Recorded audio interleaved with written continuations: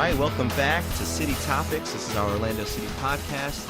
This is our fourth installment of Orlando City history, talking about our most recent season, the 2014 season. I'm Ian. We're here with Paul. Paul, how's it going? It's going good. All right, and let's jump right into talking about this last season. So everything we talk about up until this time, all of these games had taken place mostly in the Citrus Bowl, where we will have our current MLS season. But because of some renovations being made, we were forced out of that stadium, and all of the 2014 season takes place at Disney's Wild World of Sports. Right, a little bit of change in venue, a little bit outside of the Metro Orlando area, and not quite as many seats, but it was an interesting season, a fun season, as usual. Beautiful field, definitely a kind of a difficult venue for the fans, but I think it was a great season. Definitely a lot of success during the season. So one thing important to point out, you mentioned last podcast, Paul, that New York City FC got their bid to be in the MLS, and then shortly after we received ours. And when was that about? I believe it was November of 2013 that we were awarded our bid to be the 21st MLS franchise. So coming into the season, we did know that this was going to be our final season in the USL, and that we were going to be an MLS team the following season. Yeah, definitely important to point out, because a lot of our preseason plans, a lot of our player acquisitions were then changed with that incoming news of MLS in 2015. Right. So let's talk about those. Now knowing that we're going to have an MLS team in 1 year, an MLS season in 1 year, we had to start building that squad. And so we saw a lot of changes to the players on the team. We saw the signing of two young players, Tyler Turner and Tommy Redding, coming in the defense. I think they were 18 and 19 at the time. Yeah. Probably still 18 and 19, maybe. Yeah. Yeah, national ties there, which is fun. See these guys playing in the U18, U20 national teams. Tommy Redding, a key note. He's an Orlando native, an Oviedo native. Probably want to be a little bit specific there, but that's a homegrown player that's going to be with us in the MLS. So that's a lot of fun to have. Yep. So two additions there early. They played the entire 2014 season with us. Both tallied quite many minutes, even for being the young players. And I think there's no reason to expect that they'll put in a lot of minutes at the MLS stage too here next season. Another signing, we signed the El Salvadorian international Darwin Sarin. That's the captain of the El Salvadorian national team. So that was a big signing there in the offseason. Yeah, again, played the entire season with us. I believe he was going to be the only player that was signed to the MLS team from the beginning, going to be playing the entire season with us for the USL our final USL season, and going to be a for sure signing for the MLS team the following year. We also saw some mid-season changes that were pretty interesting. We saw the acquisition of Harrison Heath. That's Adrian Heath's son, coming in over from England. And then we saw the signing of Estrella and Rafael Ramos from Benfica's youth system right there around mid-season. Those guys coming in, making a difference in the 2014 season. And obviously those were some changes that were made looking forward into the future of our MLS seasons. Yeah, Estrella and Ramos are going to be making their debut for our inaugural MLS season. Harrison Heath was able to play. I believe he had seven starts with us this season. So he had a little bit of game time with Orlando coming into this year. Yeah. Also important to point out here, we ended up. We talk a lot about player acquisitions, but this was a notable player loss. We ended up losing Jamie Watson this season, so he did not play for us in the 2014 season. Big moment for the fans. A lot of people really upset about this loss. But whatever your feelings were about it, I think we all acknowledge that he was a big part of this club's history. Yeah, and I think it should be noted that was kind of a mutual decision. I think he knew, and we knew, that he was not going to be a part of our MLS squad moving forward. So it was kind of let's let him go and see if he can make an impact somewhere else. If he did decide to make a jump to a higher league, maybe give him a shot somewhere else, because maybe he wasn't going to have it with us. Again, had a great season the year before. We saw his numbers jump, and and so it was great to see him finish on a high note. Yeah. So let's talk a little bit about what happened on the field as our season started. Actually, before our season started, a pretty interesting preseason this 2014. Of course, a lot of hype with the anticipation of an MLS team coming in the next year, but not a lot of success. Or I mean, it was kind of mediocre, our preseason there. We ended up with 4 consecutive draws against the MLS teams that we played in that preseason. So that was Philly again, another draw, Toronto, Columbus Crew, and the New York Red Bulls. We tied them all.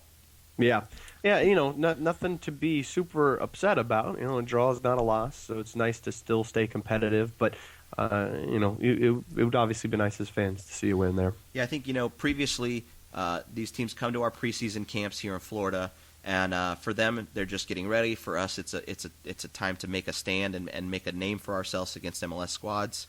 But it's important to point out, these teams knew that we were an MLS team at this point. So maybe they came in a little bit more aggressive, but I think we also came in even more aggressive. So those were actually, even though they were results that they're not bad. They're actually great, but we wanted to see some wins. Yeah. But those were very exciting games, very intense games. So. For sure.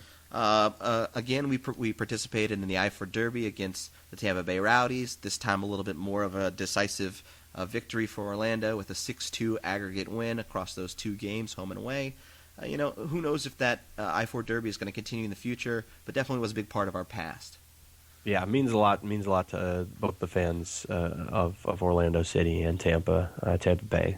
Yeah. So that brings us to the regular season. An impressive showing by Orlando City. Even though there were some massive changes to the squad, I think relative to the previous seasons, this was a different makeup of a team, but still ended up winning the league decisively with 62 points, coming from 19 wins, 5 ties, and only 4 losses. So more wins than usual, more points than usual. We were definitely getting ready for the MLS season. Yeah, definitely kind of hit another gear, but overall, still continuing the trend.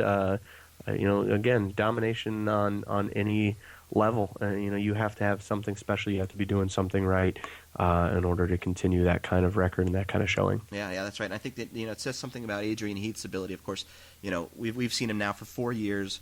Start from the beginning of the season with the goal in mind, achieving those goals along the way, and doing that in the face of player changes, new talent. Talent coming in, talent leaving, and I'm hoping that's something we see going into the future. Yeah. We already know that we've got a lot of talent on this squad. Now we're going to kind of see, can Heath put them together? Can he get them to mend and mesh well and play together well going into this 2015 season? So sticking with our history, that was the regular season, many points. Talking about the postseason, though, not as exciting. Unfortunately, we got knocked out of the first round of the playoffs by Harrisburg City Islanders. You'll recognize that name from our previous years. They were always kind of there picking at us. And it's important to point out these names because we're going to play these teams in the future in U.S. Open Cup. And they're gonna have our name, and they're going to be waiting to play us. So we got to remember our history against them and not take those games lightly. Yeah, in the same way that we came into as a USL team came into the Cup, gunning for the MLS teams, especially those that we had a history with, Dallas and Sporting Kansas City. Now they're going to have history and they're going to be gunning for us. So we definitely want to keep in mind that history, as you said, and those need to be important games for us. To point out some of the stat leaders for our 2014 season, of course, the big one that's been making news, you've probably heard of it, even if you're a new fan, that's Kevin Molino and his kind of taking on a new role on the field and really dominating the stats charts in USL 2014. So where previously he had a lot of assists tallied, this time we're changing his role on the field to a goal scorer, and he put away 20 goals in this season. Yeah, he had some magnificent goals this year. Goals from way outside.